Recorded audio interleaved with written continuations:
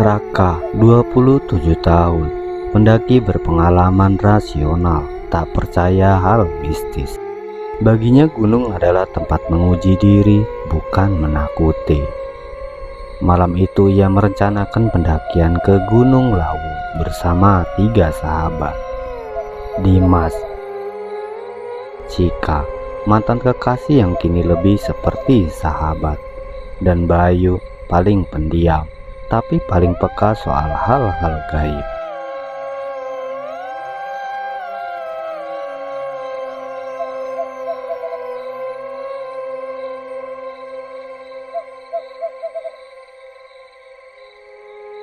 Mereka mulai pendakian dari base camp Cemoro Kandang. Waktu menunjukkan pukul 11 malam. Langit gelap, kabut turun lebih cepat dari biasanya.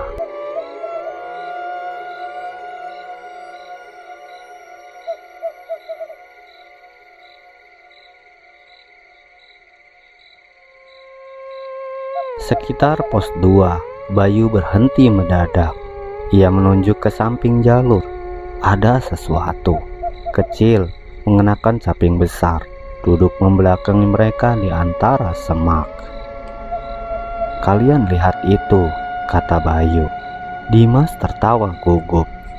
"Tuyul kali, hahaha, atau orang lagi buang hajat."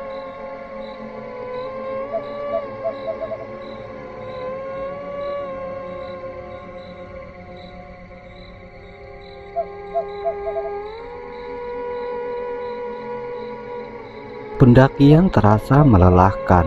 Mereka akhirnya sadar sudah 2 jam berjalan, tapi belum sampai pos 3. Padahal mestinya waktu tempuh hanya 1 jam.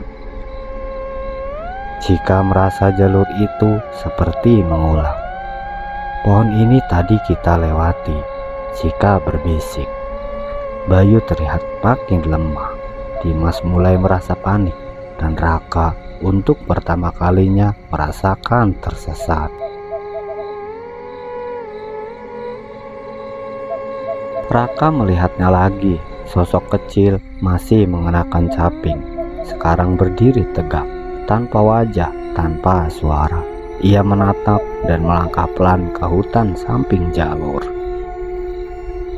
Raka mengikuti, langkahnya perlahan tapi yakin, seolah terpanggil. Semakin jauh dari teman-temannya, semakin kabur suaranya.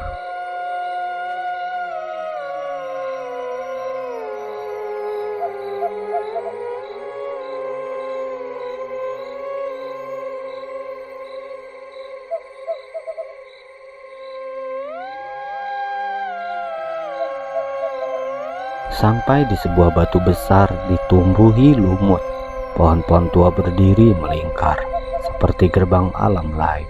Di atas batu, sosok itu berdiri. Kini tampak jelas. Tubuhnya tak lebih tinggi dari anak 6 tahun. Tapi warnanya legam, seperti arang basah. Matanya putih polos, dan mulutnya tersenyum lebar tanpa gigi, tanpa suara.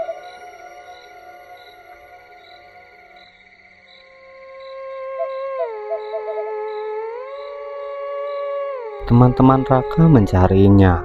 Teriakan mereka menggema di hutan. Tak ada jawaban. Bayu pingsan. Dimas dan Cika membawa dia turun dengan panik.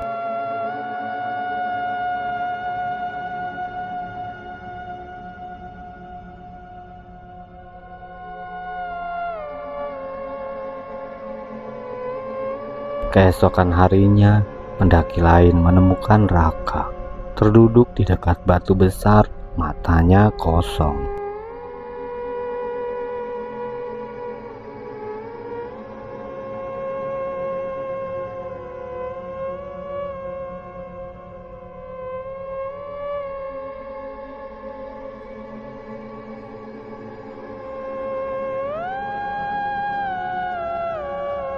Setelah pulang dari pendakian, Bayu sakit tanpa tahu penyebabnya, dan 3 hari kemudian ia meninggal. Namun sebelum meninggal, Bayu selalu berteriak histeris semalaman.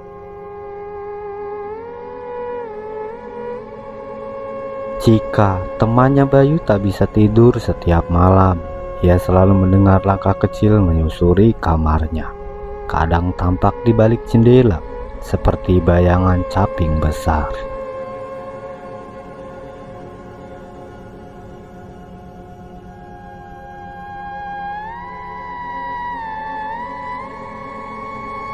Cerita ini disampaikan oleh Cika kepada juru kunci Lau. Kini ia tak pernah naik gunung lagi, dan Dimas kini dirawat di rumah sakit jiwa. Ia selalu mengulang kalimat yang sama tentang sosok kecil dan senyumannya yang tak wajar.